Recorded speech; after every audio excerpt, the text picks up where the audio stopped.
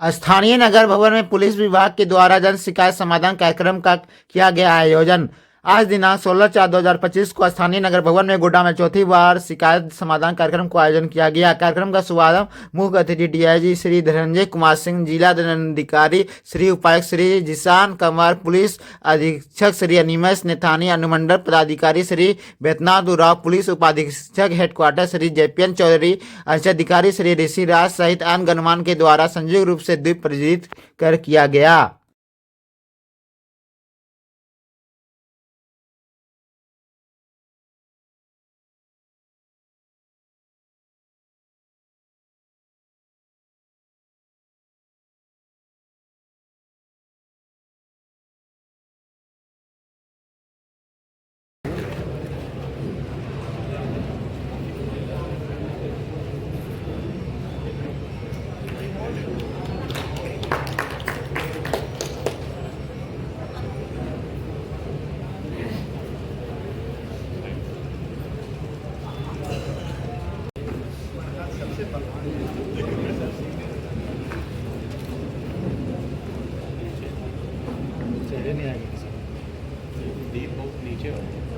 आदरणीय DIG sir, Dhananjay sir, उपायुक्त महोदय, एसडीएम साहब, सीओ साहब, डीवाईएसपी हेडक्वार्टर साहब, प्रोबेशनल डीएसपी साहब, जितने भी इंस्पेक्टर साहब हैं, थाना प्रभारी हैं, पुलिसकर्मी हैं, जितने भी मीडिया के बंधु हैं, चैम्बर ऑफ कॉमर्स के जितने भी मेंबर्स हैं, अंजुमन कमेटी के जो सदस्य हैं और जितने भी बुद्धिजीवी और गणमान्य व्यक्ति हैं और आम जनता जितनी भी आई है, आप सभी को सबसे पहले मैं स्वागत करता हूं। और ज़िले का कप्तान होने के नाते आपके ज़िले का मेरा ये दायित्व भी था कि माननीय मुख्यमंत्री महोदय के प्रेरणा अनुसार जो हम लोग के डीजीपी सर हैं, उनके दिशा निर्देशन में जो हम लोगों ने जन शिकायत समाधान कार्यक्रम पूरे राज्य में जो शुरू किया है, इसको आज ये चौथी उसका संस्करण है, चौथी कड़ी है, जिसमें कि हम लोग ज़्यादा से ज़्यादा लोगों की समस्याओं का निपटारा करने का प्रयास करते हैं। और इसका जो बेसिक प्रीमाइस है, जो उसका मूल भावना ये है कि जन शिकायत कार्यक्रम में जो भी व्यक्ति आएगा वे अपनी शिकायत की रसीद प्राप्त करेंगे और जिसका समाधान 100% यदि विधिक तौर पे अगर सही है तो उसका समाधान 100% किया जाएगा, चाहे इसमें दूसरे अन्य विभागों की भी संलिप्तता का और सहयोग उनका लिया जाएगा। उसी वजह से उपायुक्त महोदय और एसडीएम साहब और सीओ साहब सब लोग यहाँ पे आज जुड़े हुए हैं, डालसा के लोग भी हम लोग के साथ जुड़े हुए हैं। जिस प्रकार की समस्याएं आती हैं उनका सभी का हम लोग के द्वारा सहयोग प्राप्त करके दिशा निर्देशन में डीसी साहब के उसका समाधान हम लोग के द्वारा किया जा रहा है। तो जो भी पावती आज आप प्राप्त करते हैं, रसीद आप प्राप्त करते हैं, रिसीविंग लेते हैं आप लोग आज के प्रोग्राम की, उसको लेकर हम लोग का जो व्हाट्सएप नंबर भी हम लोगों ने एक जारी किया है, कभी भी आप किसी भी पदाधिकारी से, थाना प्रभारी से उसकी प्रोग्रेस के बारे में जान सकते हैं और उसमें क्या कार्रवाई हुई ये आप जान सकते हैं। अभी तक के जो मीटिंग्स में अच्छी बात यह रही कि वे लोग जिनको या तो कानूनी जानकारी नहीं थी या फिर जो थाना जाने से हिचकिचा रहे थे या थाना में जिनका काम नहीं हो पा रहा था, वे लोग आए हैं और तीनों प्रोग्राम्स में हम लोगों ने 33 एफआईआर, जिस दिन आवेदन प्राप्त हुआ उसी दिन 33 एफआईआर अभी तक हम लोग कर चुके हैं और उसमें गिरफ्तारियां भी कर ली है और अनुसंधान भी आगे बढ़ गया है, वारंट भी ले लिए हैं हम लोगों ने। तो जो भी ऐसे मामले हैं जिसमें कि आप लोग को लगता है कि मेरा एफआईआर दर्ज नहीं हो पा रहा है या सुनवाई नहीं हो रही है, मेरा आप लोगों से अनुरोध रहेगा ज़्यादा से ज़्यादा लोगों को बताइए, ताकि जो भी ऐसे कॉग्निजेबल ऑफेंस आएंगे हम लोग तुरंत उसमें एफआईआर कर रहे हैं और कार्रवाई कर रहे हैं। इस जो आज जो आवेदन हम लोग को यहाँ मिल रहे हैं उसकी मॉनिटरिंग जैसे कि देखा गया है पुलिस मुख्यालय के स्तर से डीजीपी साहब के द्वारा आदरणीय डीआईजी सर को यहाँ से रांची से भेजा गया है मॉनिटरिंग करने के लिए कि जो पुराने मामले थे उनकी समीक्षा भी डीआईजी सर के द्वारा की गई है कि पुराने जो मामले थे उसमें कितने में एफआईआर दर्ज हुआ, कितने में क्या कार्रवाई हुई, और आज भी जो मामले आएंगे उन सबकी समीक्षा भी सर के द्वारा की जाएगी, ताकि अगली मीटिंग से पहले वो सारे के सारे मामलों में यदि एफआईआर होना या जो भी कार्रवाई होनी है वो कार्रवाई करके हम लोगों को राहत प्रदान करें। और ये एक तरह से सेवा की गारंटी के तौर पे ये प्रोग्राम उभर रहा है और निकलेगा, जिसमें कि लोगों के जो प्रॉब्लम्स हैं उनका यथासंभव समाधान जो कानूनी दायरे में है उसके द्वारा वो पुलिस के द्वारा किया जाएगा। तो यही मेरा कहना था कि इस बारे में सबको जागरूक करने की और आवश्यकता है। जैसे कि एसडीएम साहब बोल रहे थे, ज़्यादा और लोगों को इसमें जुड़ने की आवश्यकता है और हम लोग भी आगे प्रयास करेंगे कि प्रचार प्रसार और बेहतर तरीके से हो। डीएसपी साहब ने इससे पहले साइबर क्राइम और मॉब लिंचिंग के बारे में आपको बता ही दिया है। फिर भी साइबर क्राइम का एक नया पहलू है कि ज़्यादा समय नहीं लूँगा, साइबर क्राइम में आप लोग जो साइबर क्रिमिनल्स हैं अब वो आपको फ़ोन नहीं कर रहे हैं, बहुत से मामलों में मैसेज नहीं भेज रहे हैं, वो एक व्हाट्सएप पे आपको फ़ोटो भेज दे रहे हैं। आप सोचते हैं कि ये गुड मॉर्निंग गुड इवनिंग का फ़ोटो है या हनुमान जी का फ़ोटो है या कोई भी ऐसा फ़ोटो है, या कई बार अश्लील फ़ोटो भेज देते हैं जिसका लिंक खोलने की आदमी कोशिश करता है कि बटन दबा दें। उसको जैसे ही आप बटन दबाते हैं तो आपको फ़ोन करने की भी ज़रूरत नहीं है, आपका मोबाइल हैक हो जाएगा और बाद में आपके खाते के संबंधित सारी जानकारी निकल जाएगी। तो जो व्यक्ति आपके परिचित हैं उन्हीं लोगों के वो व्हाट्सएप के फ़ोटो आप लोग डाउनलोड करें। दूसरा बात है कि ऑटो डाउनलोड का ऑप्शन है आप सभी के मोबाइल में, मेहनत नहीं करना रखा है। ऑटो डाउनलोड में होता ये है कि अपने आप जो फोटो भेजते हैं ना वो डाउनलोड होकर उसका लिंक खुल जाता है और आप जब व्हाट्सएप खोलते हैं तो उसमें सारी फोटो खुली हुई मिलती है। तो इससे बचने के लिए ऑटो डाउनलोड का ऑप्शन भी बंद करके रखना चाहिए। जो लोग परिचित हैं उन्हीं लोगों की दी हुई फोटोज खुलें, क्योंकि वे लोग भी कई बार दिग्भ्रमित होकर 50-60 लोगों को फॉरवर्ड कर सकते हैं फोटो जाने अनजाने में। उनको पता नहीं रहता है कि ये कहाँ से फोटो है, ये वो अपने ग्रुप में डाल देते हैं। तो जो लगता है ज़रूरी मैसेज है, ज़रूरी फ़ोटो है, उसी को डाउनलोड करें। और ऑटो डाउनलोड का ऑप्शन कम करने से ये साइबर क्राइम जो हम लोग के मोबाइल डेटा हैकिंग हो जाती है, साइबर हम लोग का खाते से पैसा उड़ा लेता है, इससे हम लोग बच सकते हैं। अब आपको उसको फ़ोन करने की ज़रूरत नहीं है, वो खाली एक फ़ोटो भेज देगा, जय श्री राम लिख के भेज देगा या कोई भी गुड मॉर्निंग लिख के भेज देगा, कुछ भी लिख के भेज देगा। आप उसको खोलिएगा, उतने में आपका मोबाइल हैक हो जाएगा। तो ये जागरूकता फैलाने की आवश्यकता है कि इससे हम लोग को कैसे बचना है। मॉब लिंचिंग की बात जैसे की गई, या रोड पे एक्सीडेंट हो जाता है तो 1000 लोग जमा हो जाते हैं, परंतु पीड़ित को जैसे गुड समैरिटन स्कीम है कि जहाँ अगर आप अस्पताल टाइम पे ले जाएंगे, किसी भी व्यक्ति जख्मी आदमी को 1 घंटे के अंदर, आधे घंटे के अंदर, यदि गोल्डन आवर बोलते हैं उसको, यदि CPR मिल गया और डॉक्टर के पास ले गए तो उसकी जान बच सकती है। उसकी जान बचने का प्रतिशत डबल हो जाता है। और वही अगर देरी कर देंगे तो उसमें वो आदमी के बचने की चांसेस कम हो जाते हैं। पर उस स्थिति में लोग पीड़ित को उठाकर अस्पताल नहीं ले जाते हैं, तमाशा देखने की बजाय जो एक्सीडेंट किया उसके साथ मारपीट करना चालू कर देते हैं।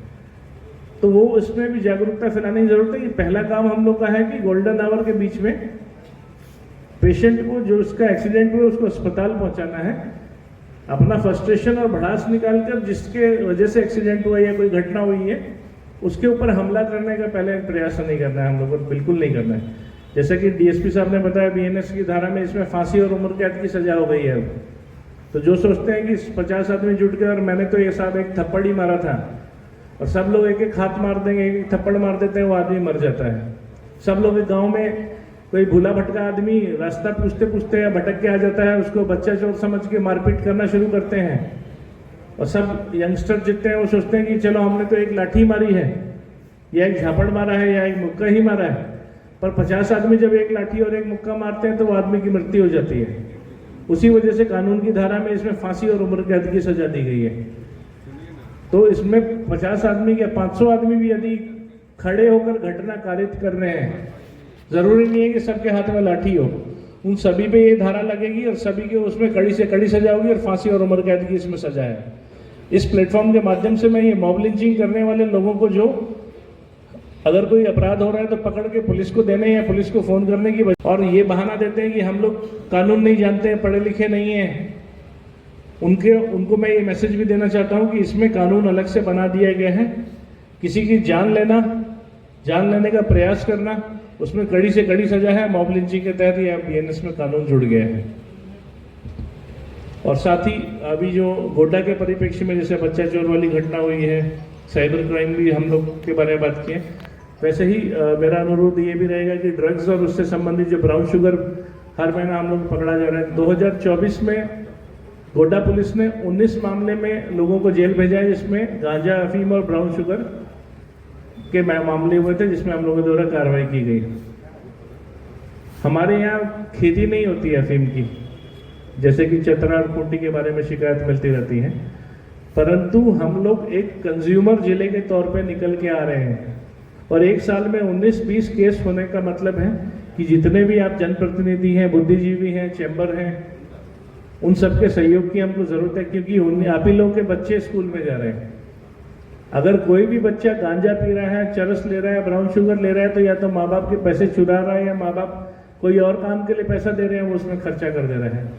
और छोटी छोटी पुड़िया में गांजा पी रहा है तो 20 रुपये 50 रुपये भी देखना होगा कि बच्चा कहाँ खर्चा कर रहा है। अगर वो माँ बाप पैसा देते टाइम ध्यान नहीं रखेंगे तो दोस्तों के चक्कर में वो यहाँ पे हमारे युवा बर्बाद हो जाएंगे। दूसरा है, मैं ज़्यादा अपील करूँगा कि पब्लिक जो है ड्रग्स और ब्राउन शुगर और गांजा जिस भी गुमटी पे बिकता है उस बारे में आप लोग के द्वारा सूचना अभी भी थोड़ी सी कम मिल रही है। एसडीएम साहब को सूचना दें यदि आपको लगता है कि आपका डेटा लीक हो सकता है।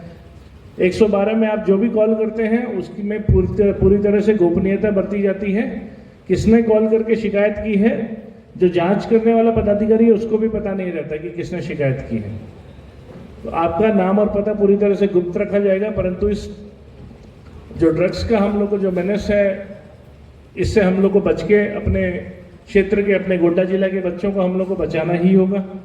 आप लोग सब प्रयास करिए और ज़्यादा से ज़्यादा सूचना दीजिए। जितने भी लोग हैं, ज़्यादा लोग नहीं होते हैं, 10-15 लोग होते हैं जो गुमटी बेचते हैं। कोई ठेले की तरह घूम के नहीं बेचते हैं गांजा। सब गुमटी पे, कोई पान लेने गया, कोई सिगरेट तंबाकू लेने गया, वहाँ पे ये लोग बेचते हैं।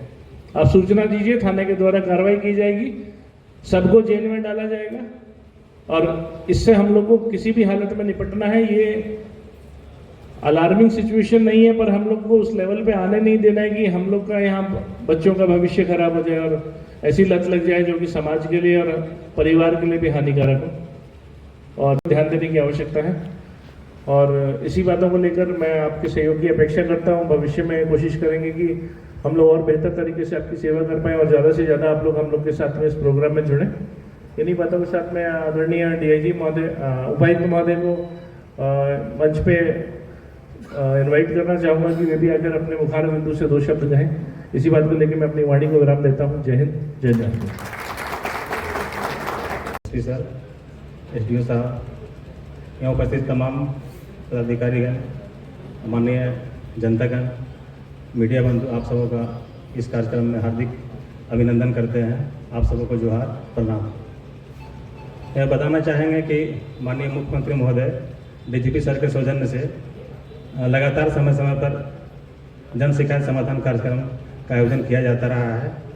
पिछला 3 चरणों में आयोजन हुआ था।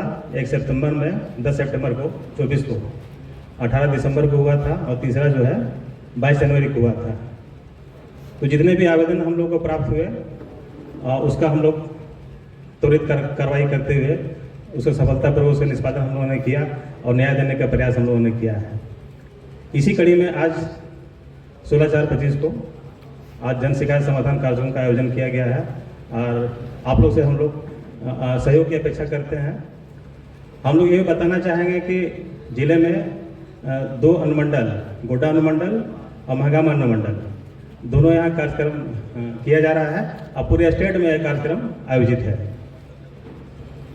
जितने भी आवेदन आप लोगों को प्राप्त होगा, बारीकी से आप लोग को रिसिप्ट दिया जाएगा उसका, और ऑन द स्पॉट यहाँ पे हमारे तमाम पदाधिकारीगण, सीनियर ऑफिसर्स और कंसल्टिंग डिपार्टमेंट के सीओ साहब, एडीओ साहब वगैरह भी यहाँ मौजूद हैं, जो आपका जो है हर संभव कोशिश करेंगे, आपका निदान, समस्या को निदान करने का हम लोग प्रयास करेंगे।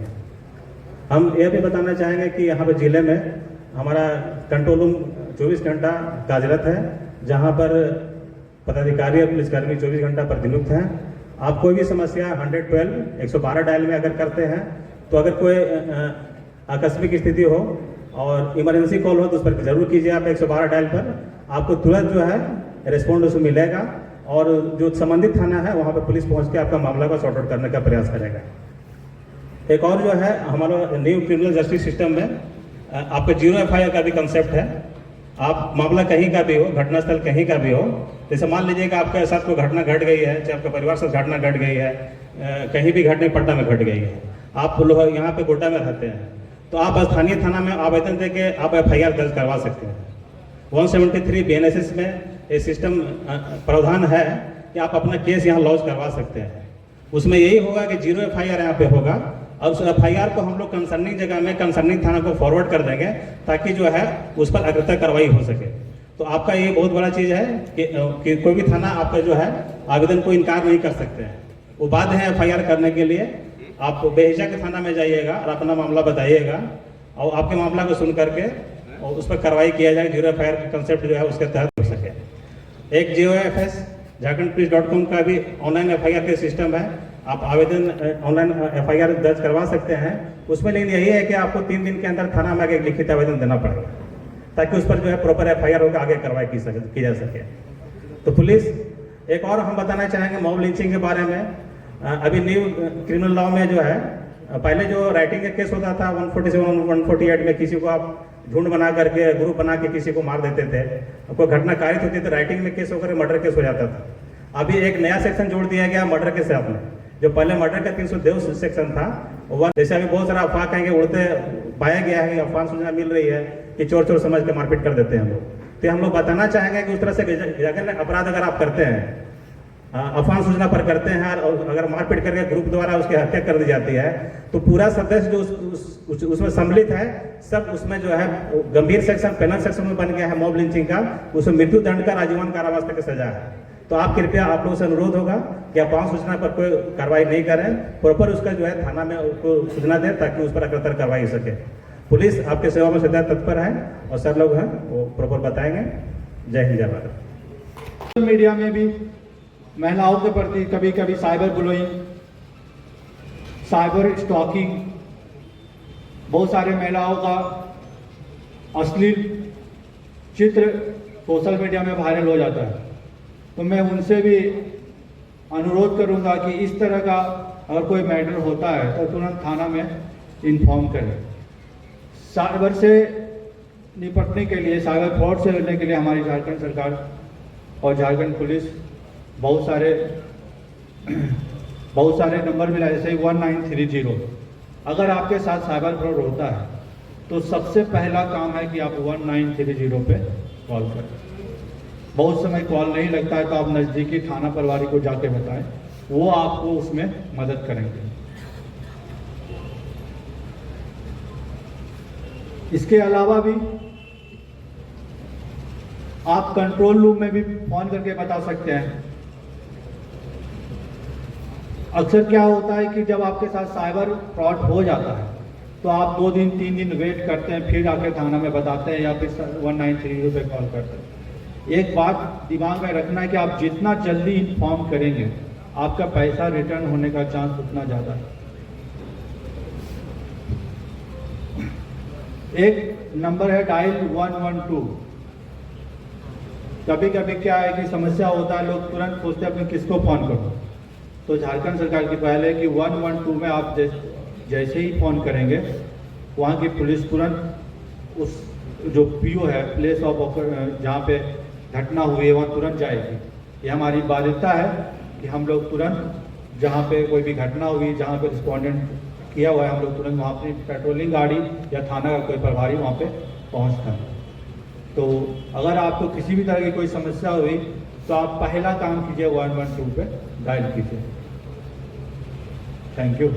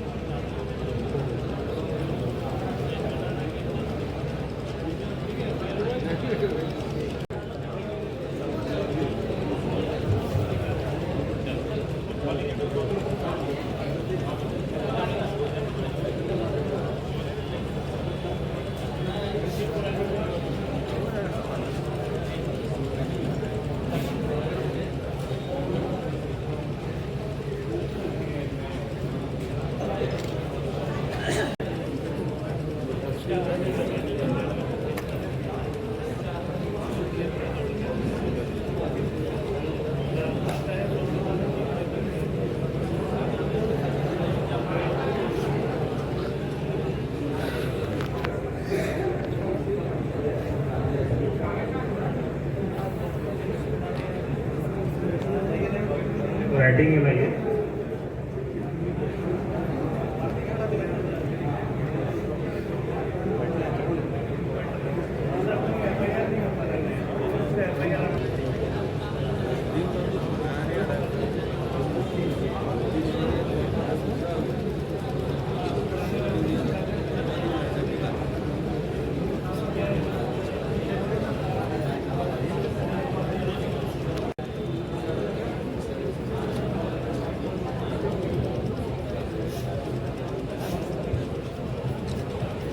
भी आवेदन दे रहे हैं वो प्रॉपर रिसीविंग वहाँ करवा लीजिएगा और बैठ करके थाना प्रभारी तो यहाँ पे हैं मौजूद, उनके साथ अपना समस्या बताइए, तो मैटर सॉर्ट आउट करने का प्रयास यहीं पे किया जाएगा।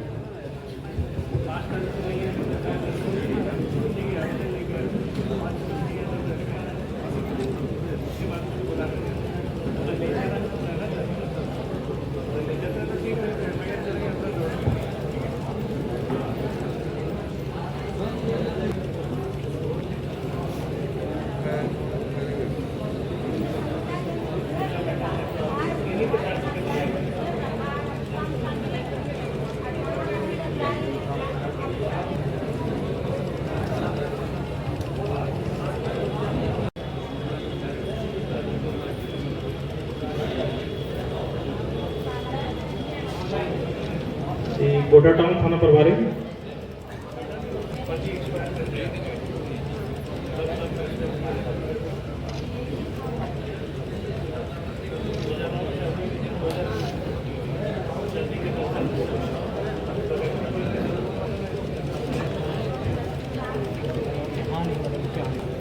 सिपाही का ना, जो भी आवेदन दे रहे हैं